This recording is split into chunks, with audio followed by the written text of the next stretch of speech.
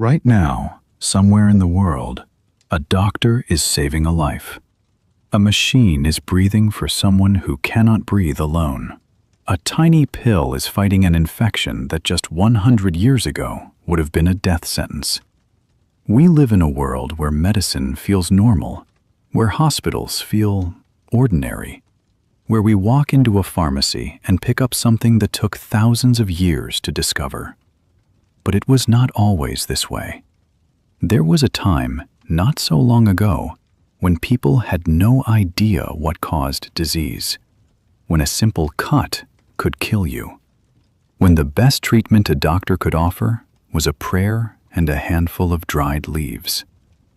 The journey from that world to this one is one of the greatest stories ever told. It is a story of curiosity and courage, of failure and discovery, of ordinary people who asked one quiet, powerful question: why do we get sick, and how can we heal? Today, on Storyline English, we're going to follow that journey. From the very first healers who walked the earth, all the way to the marvels of modern medicine. This is a story that belongs to all of us, because every single one of us, at some point in our lives, has needed to be healed. So take a breath, get comfortable, and let the story begin.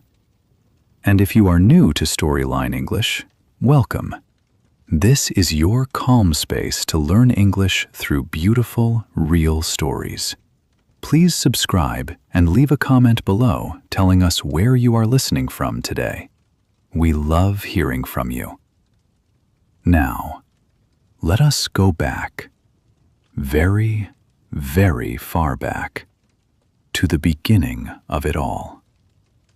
Tens of thousands of years ago, long before cities, books, or schools, human beings already understood one simple truth: that some plants could heal the body. We know this not from written records, because writing did not yet exist. We know it from the earth itself. Archaeologists, scientists who study ancient remains, have found evidence of medicinal plants buried alongside human bones that are over 60,000 years old. Think about that for a moment. 60,000 years ago, someone cared enough about a sick or dying person to place healing herbs beside them. That is where our story begins. In these early communities, the healer was one of the most important people in the group. We sometimes call them shamans, or medicine men, or medicine women. They were the ones who knew which plant could reduce fever, which root could calm pain, which leaf could clean a wound. This knowledge was not written down. It was spoken, passed from one person to the next, from one generation to the next, like a precious gift. And it worked. Not always, not perfectly, but often enough that people trusted it, often enough that it was worth keeping. These early healers also believed that illness was connected to the spirit, to forces beyond the physical body. Healing, for them, was not just about the body. It was about balance, about harmony between a person and the world around them. It was a beautiful idea, and in some ways, it was not entirely wrong. But over time, as human civilization grew, the story of medicine began to change, and the changes were extraordinary. As the great civilizations of the ancient world rose up, so did the practice of medicine.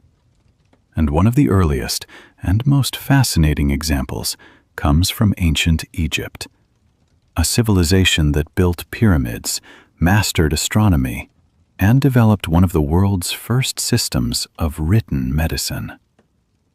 The Egyptians left behind papyrus scrolls, thin sheets made from a river plant that described medical treatments in remarkable detail. One of the most famous is called the Ebers Papyrus, written around 1550 BC. It contains over 700 remedies for conditions ranging from headaches to crocodile bites.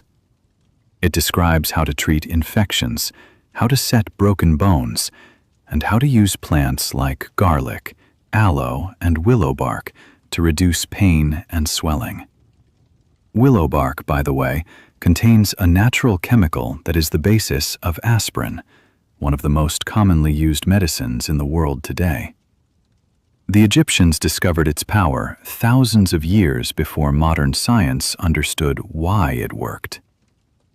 But here is what makes ancient Egyptian medicine so interesting. It existed in a space between science and magic. Doctors in Egypt were also priests. A treatment might include a herbal remedy alongside a spoken prayer or a ritual. The physical and the spiritual were not separated. They were part of the same healing act. This mixture of observation and belief was not unique to Egypt. It appeared in ancient China, in India, in Mesopotamia, in Greece. All across the ancient world, people were asking the same question: what makes us sick and what makes us well?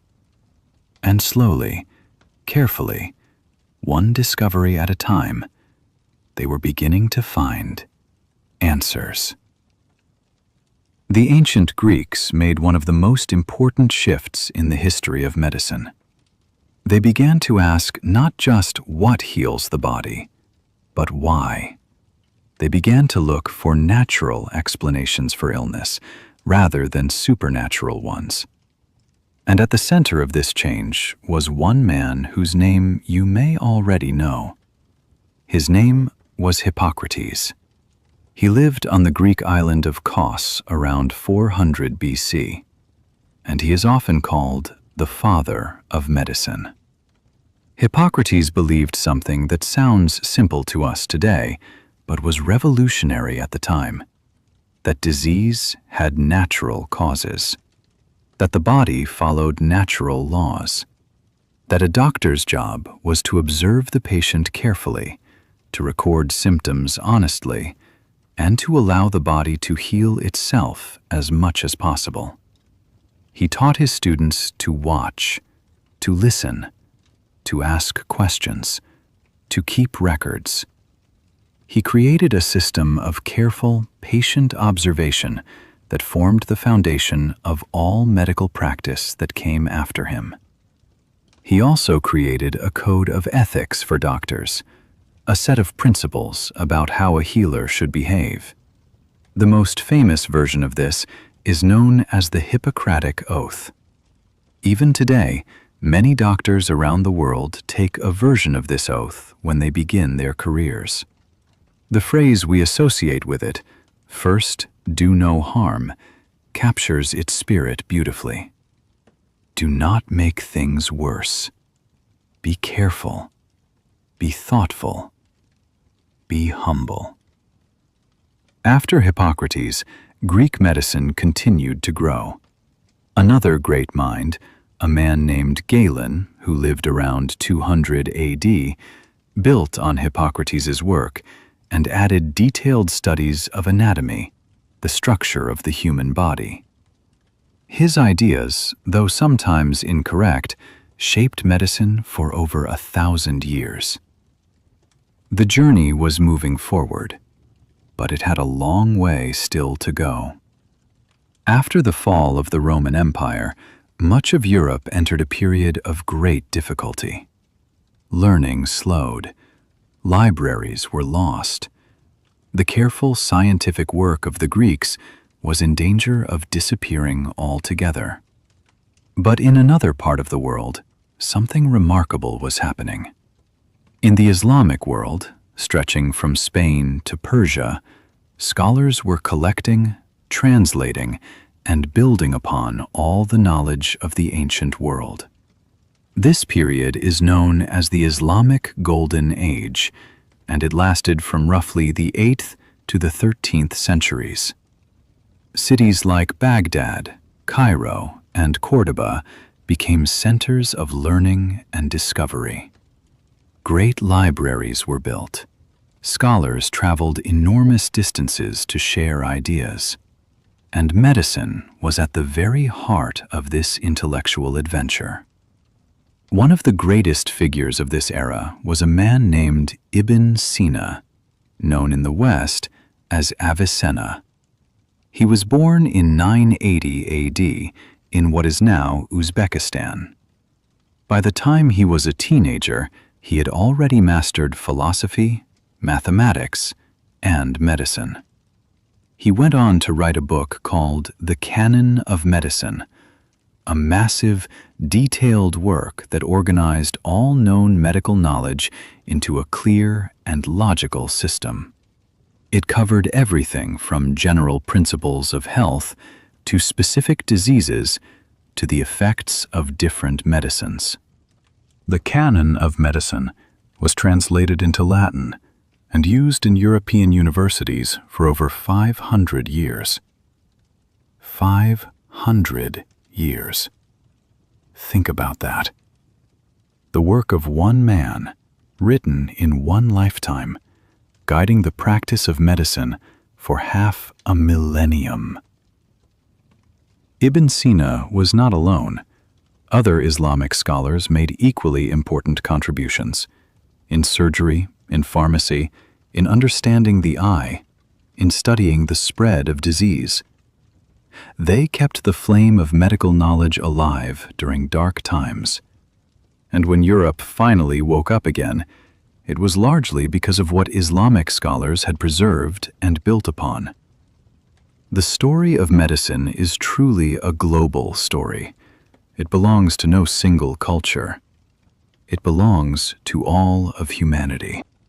By the 1400s and 1500s, Europe was changing rapidly. Art, science, and learning were blooming in a period we call the Renaissance, a French word meaning rebirth. People were questioning old ideas. They were curious about the natural world. They wanted to understand things by observation and experiment, not just by reading what ancient writers had said. And in medicine, this new spirit of curiosity led to something that sounds simple, but was actually quite difficult: looking carefully inside the human body. For much of human history, the dissection of human bodies, cutting them open to study their internal structure, was considered wrong or forbidden. This meant that many descriptions of human anatomy, even Galen's, contained errors. Nobody had actually looked closely enough. But in the 1500s, a Flemish doctor named Andreas Vesalius changed all of this.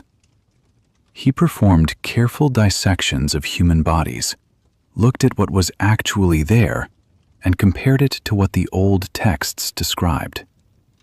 What he found surprised him.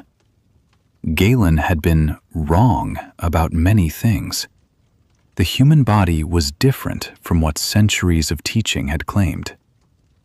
Vesalius published his findings in a book called On the Fabric of the Human Body in 1543.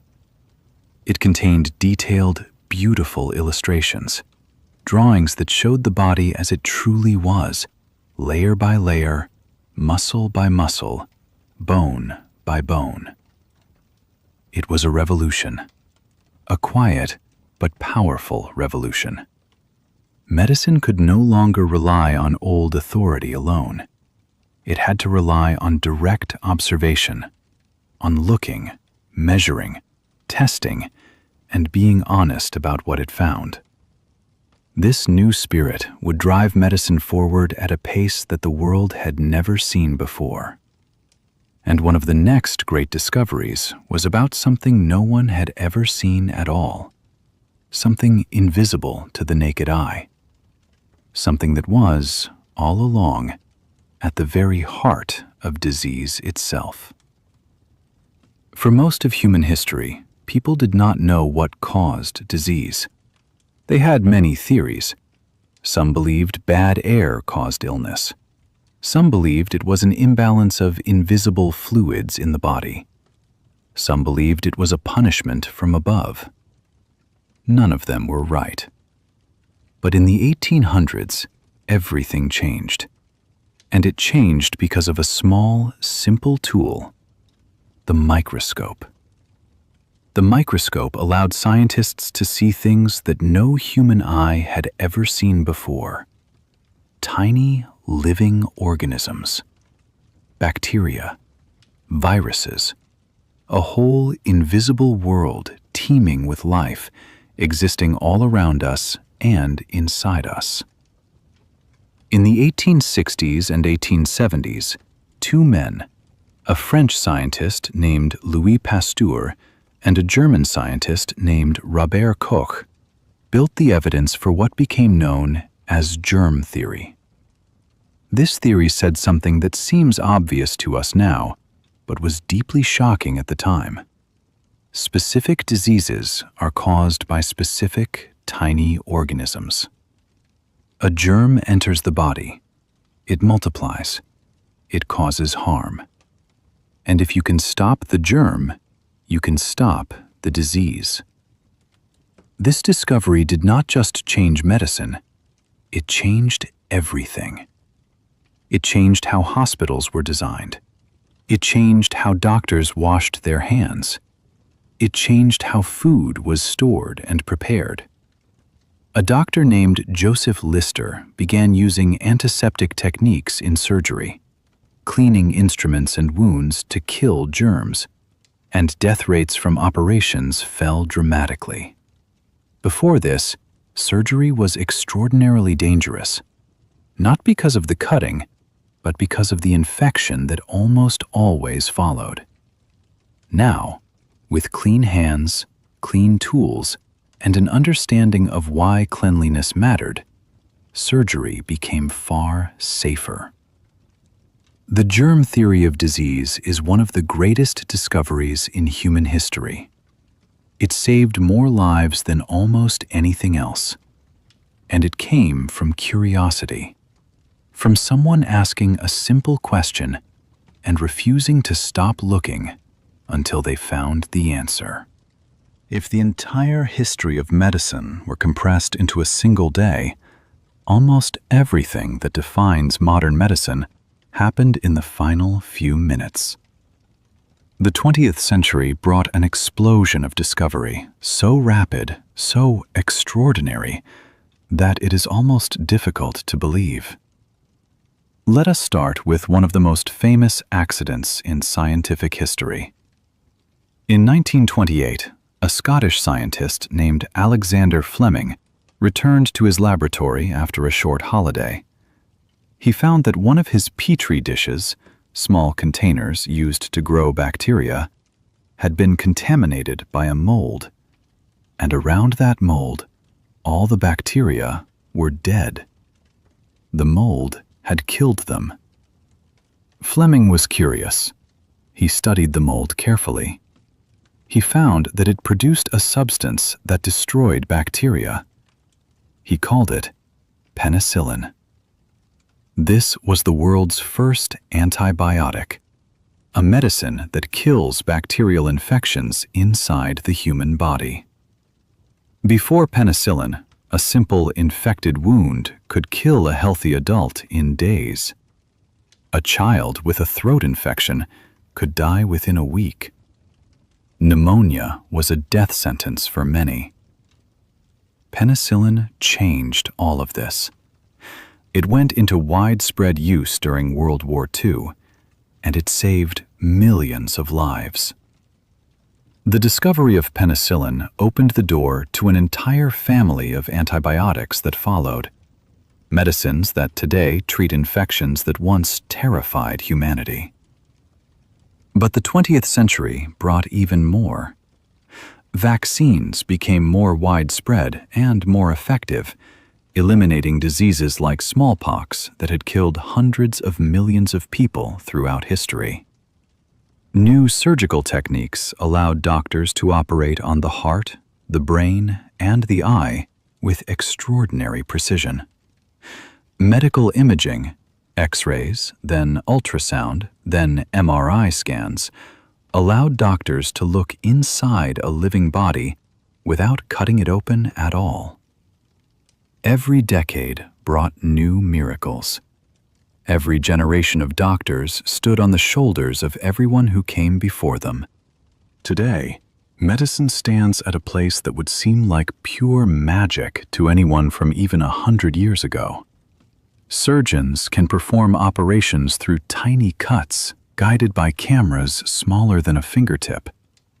Doctors can analyze a patient's DNA, the unique biological code inside every cell of the body, and design treatments specifically for that individual person. Vaccines can be developed in months rather than years. Organs can be transplanted from one person to another. Babies born months too early can survive and grow into healthy children. People live longer, healthier lives than at any other point in human history. And yet, medicine is still on a journey. It has not arrived. There are still diseases we do not understand. There are still infections that resist our best antibiotics. There is still enormous inequality in who has access to good health care and who does not. There are still questions that science has not yet answered. The story of medicine is not finished. It is still being written, right now, in laboratories and hospitals and research centers all over the world. Young scientists are sitting at microscopes, asking the same question that healers have always asked. Why do we get sick? And how can we heal? The tools are different, the understanding is deeper, but the spirit is the same. It is the spirit of curiosity, of care, of the deep human belief that suffering can be reduced, that life can be made better if we keep asking questions and keep learning. That spirit is ancient. It is as old as those first healers who placed herbs beside the sick and hoped for something better. And it continues today in every doctor, every nurse, every researcher, every student of medicine who chooses this extraordinary adventure. And so, my friends, we have come to the end of our journey today. What a journey it has been. We began tens of thousands of years ago with healers in the ancient world who watched the plants and listened to the earth. We traveled through the great civilizations of Egypt, Greece, and the Islamic world. We watched the Renaissance open new doors of understanding. We saw the discovery of germs change everything. We witnessed the miraculous explosion of knowledge in the modern age. And through all of it, one thing never changed. One thing remained constant, from the very first healer to the most advanced surgeon of today. And that thing is this: the desire to help, the desire to understand, the desire to look at another human being who is suffering and say, I will try, I will learn, I will not give up. That is the heart of medicine, and it is also, in a beautiful way, the heart of learning itself. Because learning is always an act of hope. When you sit down to study a new language, when you listen to a story in English and try to understand, you are doing the same thing those early healers did. You are saying, I do not know everything yet, but I am curious. I am willing. I will keep trying. And that, my friend, is enough. That is more than enough. Every word of English you understand today is a word you did not know before. Every story you follow is a small victory, a small discovery. And those small discoveries, over time, become something extraordinary, just like medicine itself. So keep listening, keep learning, keep going.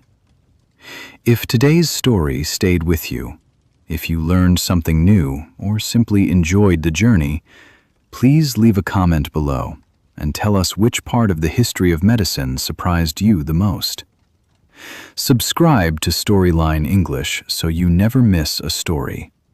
Share this with a friend who is learning English. And come back soon, because the next story is already waiting, and it is just as rich and remarkable as this one. Until then, take care of yourself. And remember, you are already on a wonderful journey.